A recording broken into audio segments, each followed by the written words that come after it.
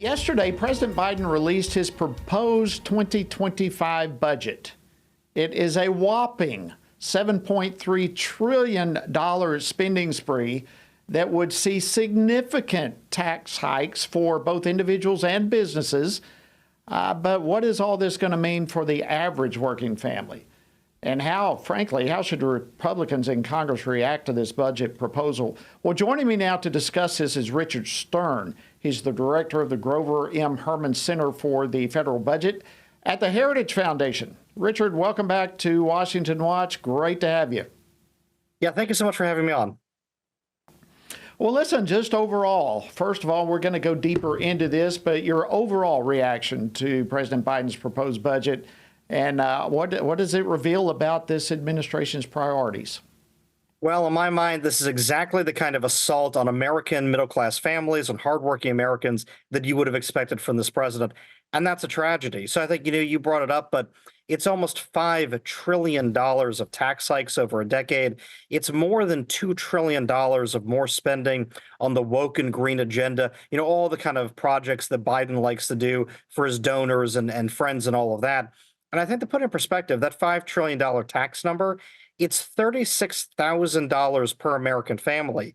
And you don't have to file those taxes directly for it to show up in your wallet through higher prices, lower wage growth, fewer job opportunities, slower economic growth. So that's my highlight of the budget. Wow, you could not have a worse highlight. I'll just tell you it's frightening, it's stunning, it's angering to hear this type of stuff. Prices keep going up, interest rates keep going up, and what is this administration's response? Well, let's tax more, and but even on top of that, the president wants to add even more spending to all of this. This administration, Richard, talks about spending less, but in so doing, what they're doing is comparing reductions to the COVID years. But shouldn't voters see through this? How do we communicate what's really going on? The allure of free stuff is overwhelming. And that's part of what the left has peddled and Biden has peddled is they say to you, don't worry about it. We're going to tax the wealthy, the corporations. We're going to tax foreigners, right? We're going to do all this kind of stuff. And the truth is, it's coming out of your wallet, right? The wealthy large corporations, they don't pay those taxes. It's their businesses that pass those taxes through either to workers or the consumers. There is no magic money tree that can come from. So, I think that's what they do. That's what Biden does. It's this illusion that somehow the government can give you free stuff. Look, the government can print cash. It can't print food. It can't print clothing, a roof over your head. When the government prints money, taxes money, when it steals that money, it's stealing the fruits of your labors. It's stealing from everybody access to the real resources that give you concrete to build housing, right? That give you food that you can put on the table for your family. And so that's that illusion we have to break up for people and show them that the more spending, the more taxation, that's what drives, as you just said, prices higher, that drives people deeper into poverty. A mortgage in this country used to consume the first year's interest payment 16% of a median worker's pay when Trump left office. It's 41% today. That's because of Biden's policies. Wow. Oh, yeah, the president's priorities, I think, through all of this clearly demonstrate a massive difference between the two parties. When you look at all this, and I mean, you've already mentioned so much, but if you can hone it down, what is the main thing that jumps out at you with this proposal? I think the main thing is this budget is a statement of a lack of faith in Americans, right? It's a statement that Americans can't manage their own lives, that you are not entitled to the work that you've done. You're not entitled to the money that you've earned, that Joe Biden is, that the government is, right? It's an attempt at stealing more of that you've earned to redirect it to their friends, to donors, to the administration, that somehow you'll be better off if the government takes your money and gives it to friends of the administration. That's what jumps out to me clear as day in everything in this budget. Wow. Well, that's a huge thing that hit you in the face there.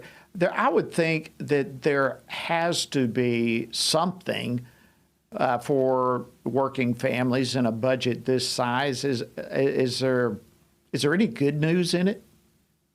Well, I would say it depends on how you slice it, right? So there are certainly things in this budget that the sticker says, "Oh, this is for working families," right? There's things in there that Biden has trumpeted as saying, "This is money we're handing out to people."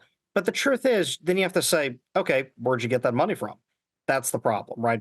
Is it all of those things that are being done in this budget that look like handouts to families are coming from the other end through higher prices, through taxing businesses that employ people? So what good is it if the government hands you a couple $1,000s, if you lost your job because of that, if prices are 20% higher, so the government could get that money to hand to you, what's the point in handing you the money? There's no deregulation in this budget, right? There's nothing in this budget that promotes families, that gives people back their freedom. There's nothing in this budget that's something that gives us back our freedoms to our religious communities or gets rid of the assault the administration has on the fabric of civil society and churches, right? So there's nothing like that that I would say is just solidly good for people. The best there is in there is some redistribution that looks good, but again is an illusion that hides how it clubs people over the head to get that money in the first place. And at the end of the day, none of this is sustainable. We cannot keep going down this path. Agreed? Absolutely. The debt right now is already $260,000 per American household.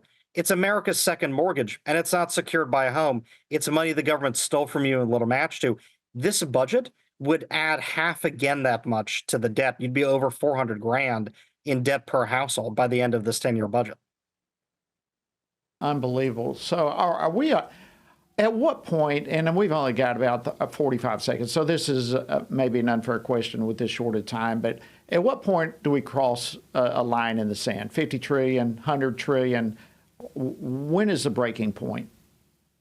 I would say this. It's hard to know whether there's a firm breaking point, some kind of apocalyptic debt crisis, but I'll ask a different question.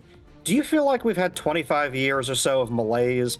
Do Americans feel like we spent the last generation sputtering, losing our way, where people feel like they can't get ahead, can't build a future, can't buy a home, start a family?